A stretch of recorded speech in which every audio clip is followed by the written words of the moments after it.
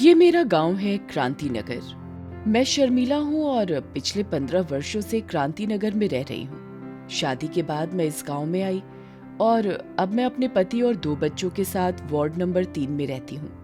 3 तरफ खेतों से घिरा हमारा गांव बहुत सुंदर है। इस गांव में रहने वाले अधिकांश लोग अपने खेतों में काम करते हैं।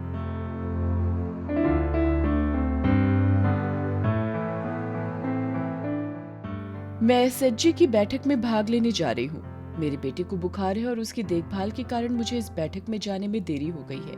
उम्मीद करती हूँ कि मैं इस बैठक में समय पर पहुँच जाऊंगी।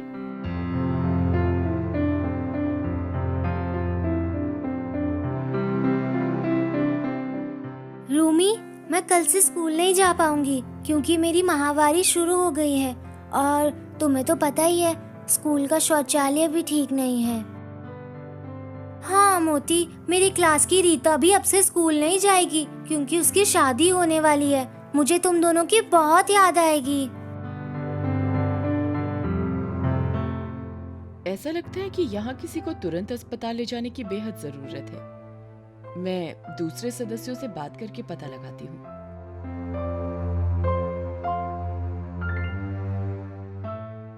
राम प्रसाद को जो तकलीफ हुई वैसी किसी को नहीं होनी चाहिए। वह बहुत ही बीमार था, पर महीनों से कोई डॉक्टर नहीं था और उसका इलाज नहीं हो पाया। आते हुए मैंने देखा कि उसको जिला अस्पताल ले जाने के लिए परिवार वालों को कोई गाड़ी तक नहीं मिल रही थी। उम्मीद करती हूँ कि वो समय पर अस्पताल पहुँच जाए। ये देखकर बहुत तकलीफ होती है कि हमारे गांव में कितनी समस्याएं हैं। और कौन सी समस्याएं शर्मिला? कई सारी समस्याएं हैं हमारे गांव में। लोग कहीं भी कचरा फेंक देते हैं क्योंकि गांव में कहीं कूड़ेदान नहीं है। मैंने कुछ लड़कियों को ये कहते हुए सुना है कि स्कूल में शौचालय की सुविधा नहीं होने की वजह से वे स्कूल आना बंद कर देंगी। परिवार के स्तर पर भी हमारे घरों में शौचालय नहीं है और सामुदायिक शौचालय भी टूटे पड़े हैं। हाँ, ये सही है। हमारे प्राथमिक स्वास्थ्य केंद्र में कोई अच्छा डॉक्टर या नर्स नहीं है। यहाँ तक कि मरीजों के लिए बिस्तर और दवाएं भी पर्याप्त नहीं है। हमारे मंदिरों और मस्जिदों में पानी की सुविधा नहीं है और इनके आसपास काफी गंदगी है।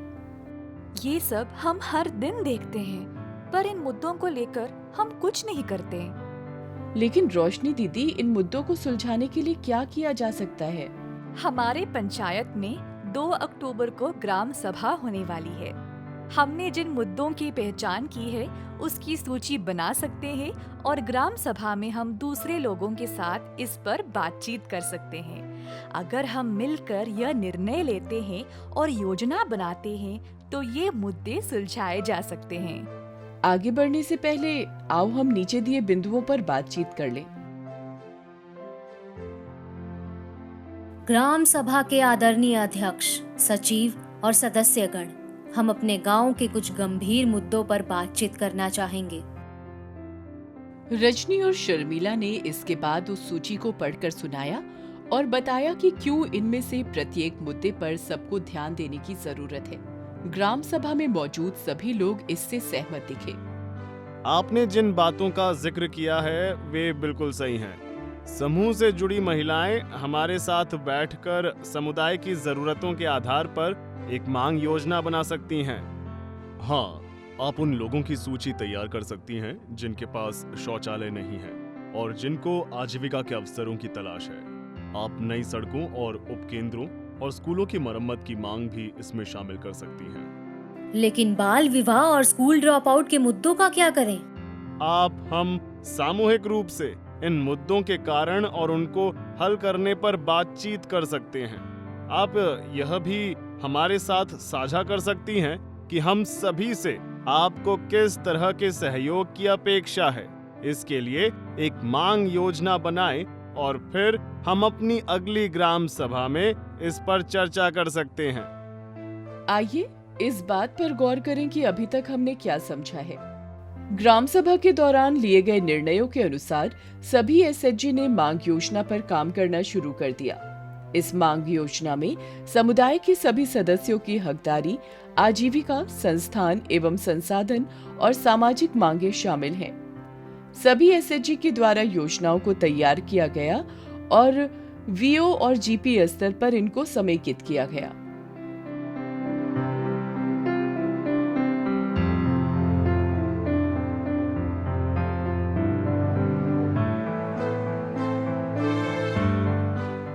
सामुदायिक भागीदारी और स्थानीय संस्थाओं की जवाबदेही सुनिश्चित करने के लिए हमारी दीदियों ने कई तरीके अपनाए।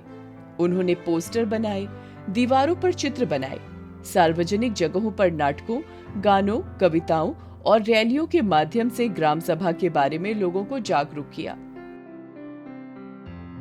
आपके सुझावों के अनुसार हमने एक मांग सूची तैयार की है। इसमें सभी एसएचजी को शामिल किया गया है ताकि गांव की विभिन्न समस्याओं का हल हो सके। हमने चार्ट पेपर पर इन मांगों की सूची बनाई है, जिसे हम आप सभी लोगों के सामने प्रस्तुत करने जा रहे हैं। ये विभिन्न सरकारी योजनाओं की सूची है जिसका लाभ उठाकर हमारे गांव में मौलिक हकदारी सुनिश्चित की जा सकती है। हमने मनरेगा जॉब कार्ड्स, एसबीएम व्यक्तिगत शौचालय, पीएमएसबीवाई, पीएमजेजेबीवाई, पीएमएवाई के बारे में आंकड़े इकट्ठे किए हैं। ये संख्या उन मांगों की है जो हमें हर योजना से प्राप्त हुई हैं। ये आजीविका मांगों की संख्या है जो हमें लोगों से मिली है। इसी तरह सार्वजनिक वस्तुएं, सेवाएं और संसाधनों के लिए ये हमारी मांगे हैं। ग्राम सभा के हमारे सदस्यों ने बाल विवाह और स्कूल ड्रॉप आउट की समस्याओं के समाधान के लिए कुछ गतिविधियां चलाने का सुझाव दिया है। हम आईसीडीएस के साथ मिलकर जागरूकता अभियान चला सकते हैं और बाल विवाह की समस्या से निपटने के लिए सरकारी योजनाओं के माध्यम से लड़कियों की शिक्षा को बढ़ावा दे सकते हैं। हम स्कूलों में सैनिटरी पैड, वेंडिंग मशीन भी लगा सकते हैं और आईसीडीएस और स्कूलों के साथ मिलकर माहवारी के दौरान स्वच्छता पर जागरूकता क्लास आयोजित कर सकते हैं। मांग योजना को जमा कर दिए जाने के बाद हम इस पर काम करेंगे। आपको भी इन पर जितना जल्दी संभव हो काम शुरू कर देना चाहिए। हम आपको आश्वासन देते हैं कि पूरी प्रक्रिया के दौरान